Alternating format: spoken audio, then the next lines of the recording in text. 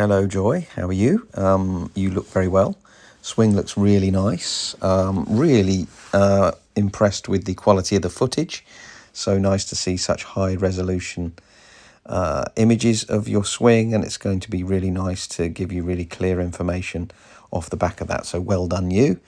I think you might have had some help because you've got some front-on footage from the next bay as well, and I'm guessing you didn't shove a tripod in the next bay along from you. But anyway, yeah, look, overall really, really good. I've got probably two or three really important points to mention. But I have to say, before I do any of that, before we sort of critique it, I have to say how impressed I am with how decent your swing is. I'm not surprised these were good shots. I know, like many of us, me included, as especially grown-ups, we do get quite interested in where it all goes wrong when it doesn't, when you don't produce your best stuff, your good shots. But I quite like the fact that, we can look at this and we can say, this was a good shot, or these were good shots, the front on shot and the down the line shot, because it just indemnifies what we're doing, and you can sort of look to this and say to yourself, okay, well, if that's good enough, I'm not doing too badly.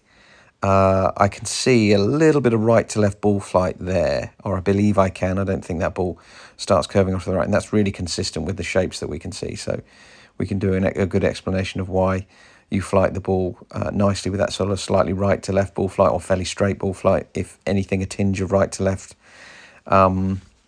which is really quite desirable. It's good for ball speed, gets you the distance.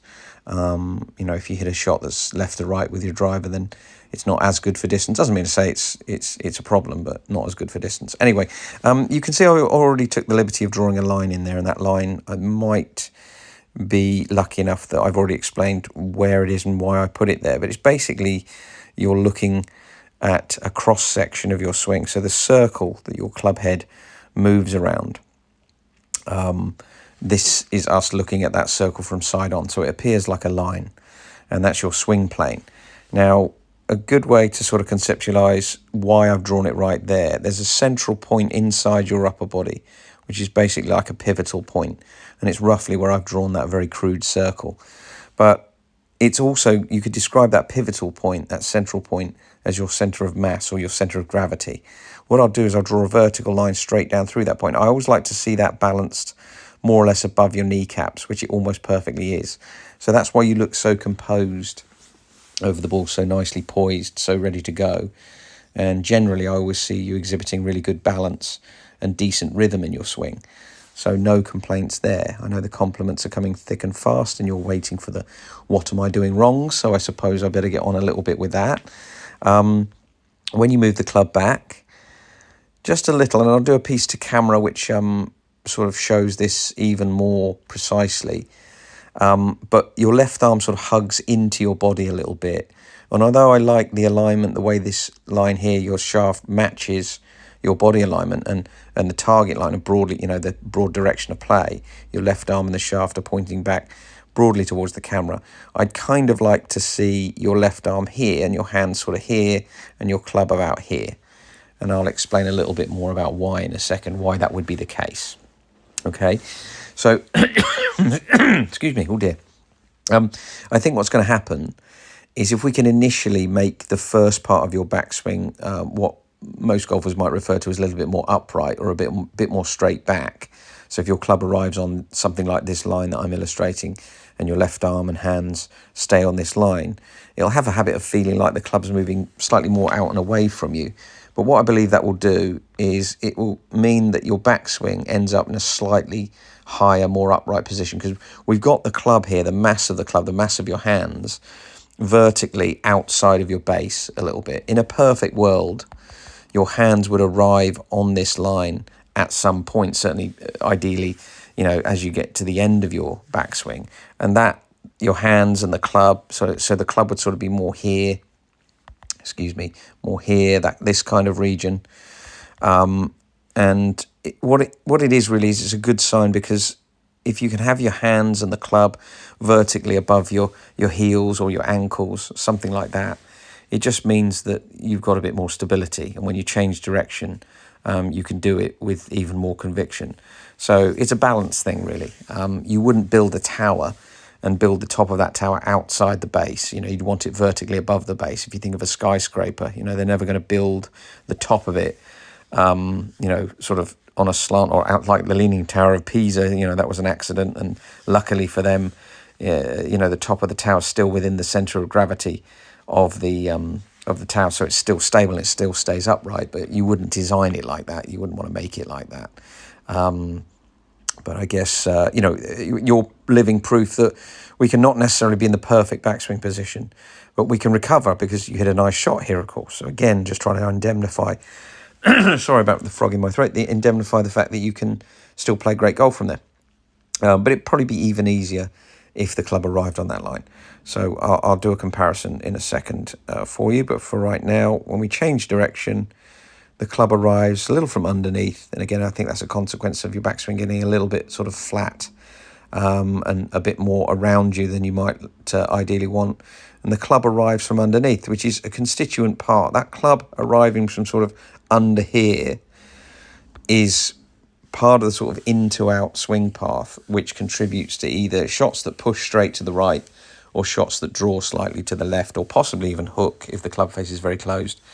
But that in to out swing path can be a really precious thing, or it can be, a negative thing. It depends on what the club face is doing. So again, what you did here is you squared your club faces. We can see beautifully at impact. I mean, just a delicious strike there. And you see the way the shaft of your club is almost perfectly on that plane line.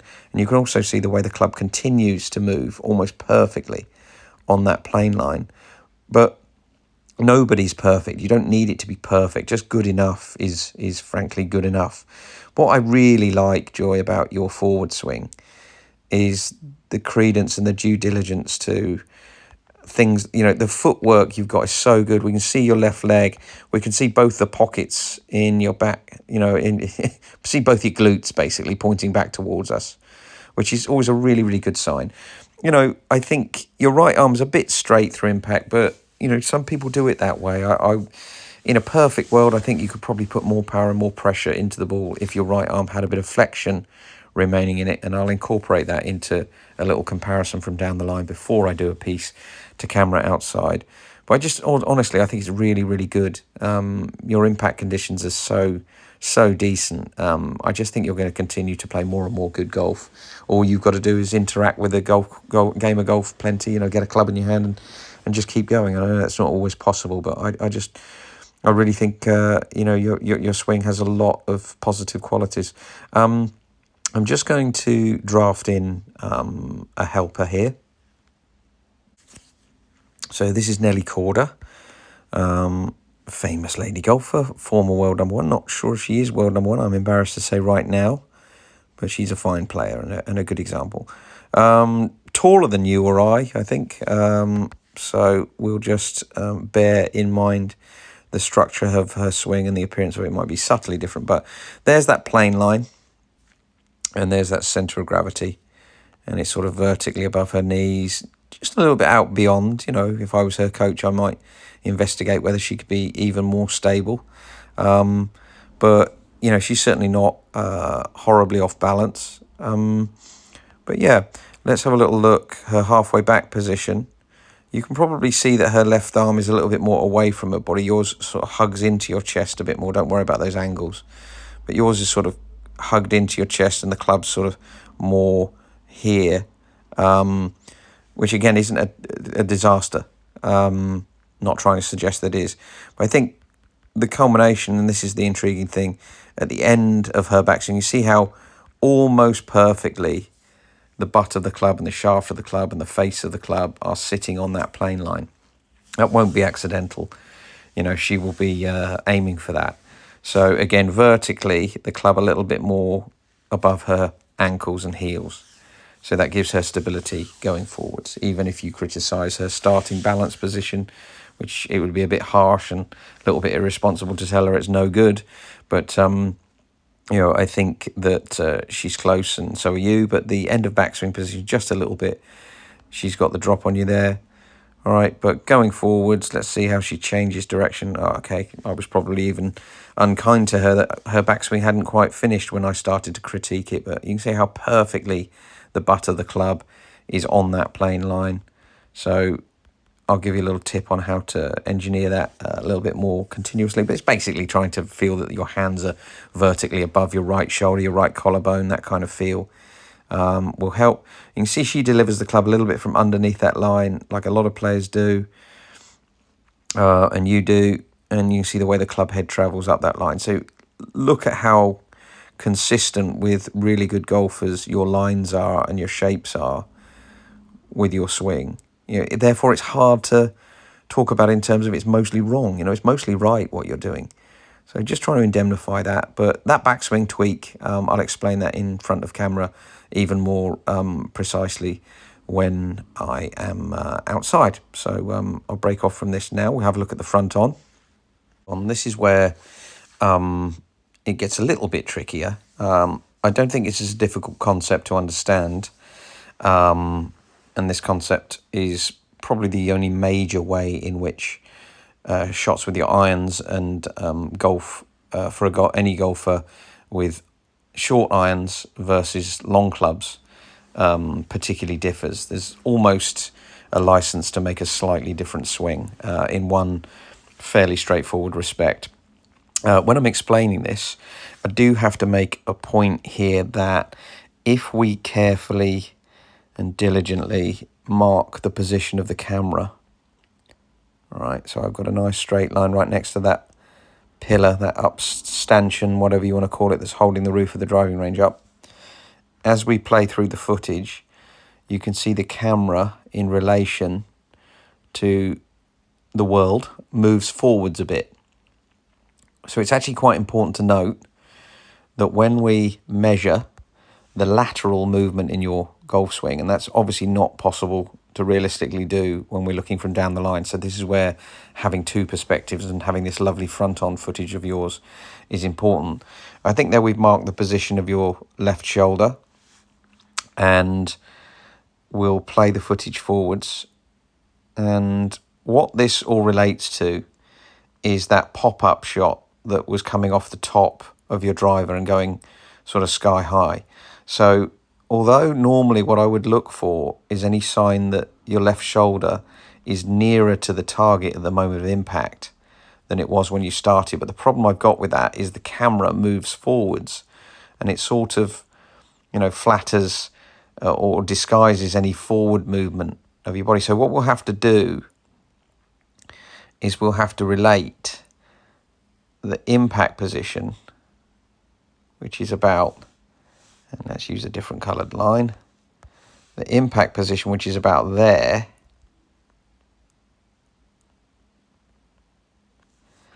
and I'm going to rewind the footage to the starting position. So you can see your left shoulder, when you hit the ball, that red line is further ahead of, you can see the edge of the driving range there. So I'm just sort of, there's a gap there. There's daylight between that red line and the end of the driving range there. That's sort of the wall of the driving range that's standing up. You can see when the footage starts, that red line's about perfectly level with the end of the driving range. So we know that your left shoulder must be further forwards. It's not much, I'll grant you. And you may think, okay, it's quite a small thing. And it is, quite frankly, but it does make a big difference when it comes to angles. Us golfers, we're dealing with really quite minute angles, and they do make a lot of difference. So what I would prefer to do, I'm just going to splice in and comment on a video that I've basically stolen from someone else. Because it's such a beautiful illustration of a simple point, and I haven't got round to doing a similar video of my own, but I'll pop it on here just now. Now, what I really like about this video is you can see the golfer on the left, the way in the iron swing, he's suggesting that the head can move towards the target, the left shoulder can be closer to the target at impact than it was when it started.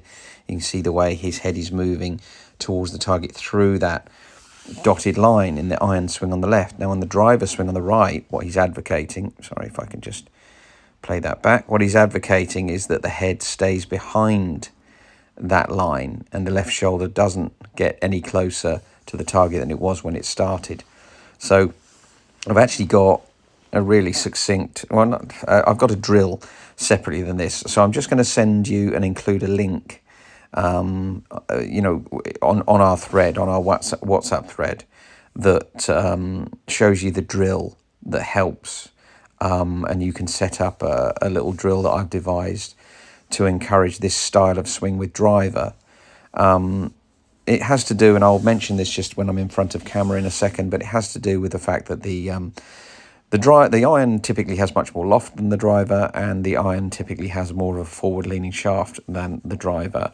And I will show you that when I'm outside. But that's the essence. So you can watch that back, and you're trying to replicate the motion with a driver, and frankly all metal woods and hybrid clubs like that.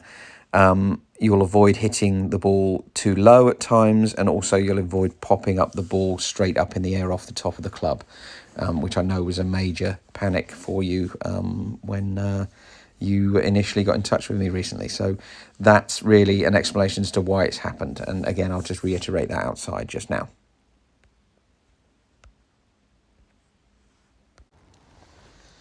So clearly not the finest weather for us golfers, but we must persevere no matter what. Joy, I'll get right to the point because the weather is terrible today and I'm in the back garden.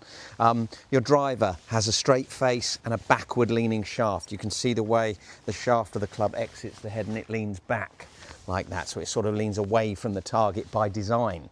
So when you're driving, if there is a hint that you're moving towards the target, so you can see here how my left shoulder lines up close to this yellow line, and we saw that in the video. If you move this way into this space, so your left shoulder is nearer to the target, and we saw a little hint of that on your video. Obviously it wasn't severe enough in that video, in that instance, to hit a poor shot because you hit a great shot. So that was what was quite cool about it, is that a small amount of that won't kill you, but I have to say, and sorry, the umbrella I'm using to protect the camera is in danger of blowing over, but I have to say that I would suggest if we can trend this way with driver and with clubs that have more loft, and I'll pick up my 9-iron here, clubs that have more loft, iron clubs that also have a forward leaning shaft. You can see the way the shaft leans towards the target, again by design. You can get away with moving into that space and you'll get perfectly good iron shots. But what happens if you do that with a driver, whoopsie, nearly went that time. Okay, if you do that, I'll carry on bravely, there we are. If you do that with a driver, when you hit downwards with the shaft leaning forwards, when your center of gravity moves laterally towards the target, instead of staying behind this yellow line, it moves towards the target. What will happen is, as the club travels downwards, you risk the top of the club getting under the back of the ball and it pops straight up in the air, if you can see what I'm visually illustrating there. The alternative is you hit downwards onto it and you hit a very low shot. Now again, if you were to miss the back of the ball and just disappear behind it and underneath it, then the ball hits the top of the club and the drive goes straight up into the air and you get, a pretty disastrous outcome. So me wrestling with my equipment here, that's your front-on impetus. So watch that video that I've edited into just before this piece I've done to the camera of the gentleman beautifully illustrating that irons, you can go this way a little bit and it won't matter too much, but with driver you want to keep you want to avoid your head moving towards the target, and a good sign is that your left shoulder stays back. So you need nice steady camera work in an ideal world. So that's the impetus on the driver, and that will completely remove any chance you've got of that sky ball, that one that goes straight up into the air and damages the top of your driver. So I'm also including a video link which will be self-evident after this video on our WhatsApp thread, so that should sort you out nicely. That should keep you nice and precise and moving in the right direction. Other thing I was going to mention, I'll just grab my 9-iron again. So the other thing I was going to mention in that backswing, you want to feel like your left arm is moving straight back. Now you'll see a little bit of daylight between my upper sternum here and my left arm. What happens with you, Joy, is we tend initially, the first part of your backswing, this is crazy, I'm not even going to edit this out, just to show you what trouble I go to. Stay there. Right, now, if your left arm moves straight back, almost like it's moving directly back towards the mirror that you might be watching yourself rehearsing, just practice getting the club to go straight back so your left arm and shaft are not hugging your chest like this, but more directly back. And if that initial part of your backswing is more backwards and upwards, this is testing even my patience. Stay there, you silly thing. Right. Oh, one last go.